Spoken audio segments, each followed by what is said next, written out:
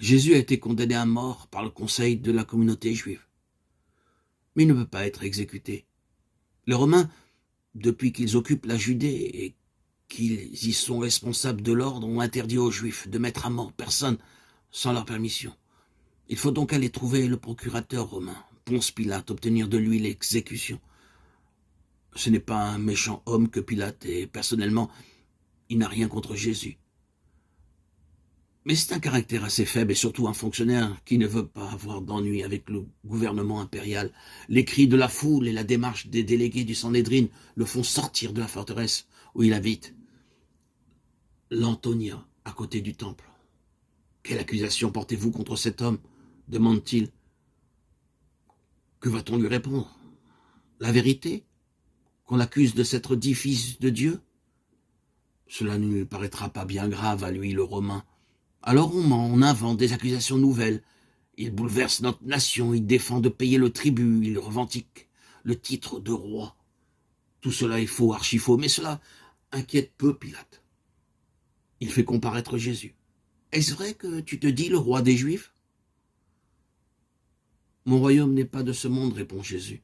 S'il était de ce monde, mes serviteurs auraient livré bataille pour que je ne fusse pas arrêté. Mais je suis venu ici-bas, afin de rendre témoignage à la vérité. Ceux qui connaissent la vérité, voilà ceux qui appartiennent à mon royaume.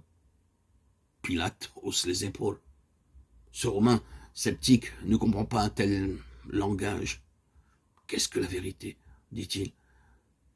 Puis, se tournant vers la foule, je ne trouve rien de criminel en cet homme. On voit bien ce qu'il pense.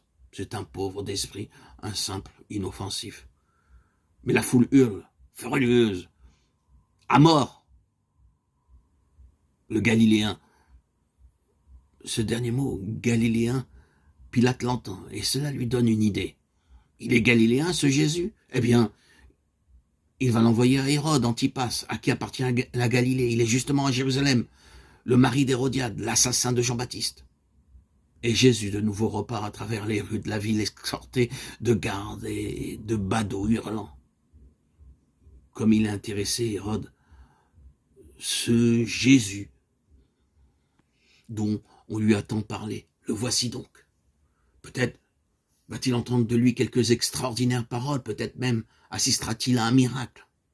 Il le questionne, mais Jésus se tait. Il ne parle pas devant ce roitelet qui a encore sur ses mains le sang du prophète Jean-Baptiste. Hérode n'en obtient rien. Il n'insiste pas, il le renvoie. Cependant, au moment de le faire reconduire chez Pilate, une idée lui traversa l'esprit et l'amuse. Ce Jésus, il paraît qu'il se dit roi. Quelle excellente plaisanterie. Qu'on lui mette tout de suite une robe magnifique, une robe royale. Cela fera rire Pilate. Et cela taquinera ces Juifs de Jérusalem qu'Hérode n'aime guère.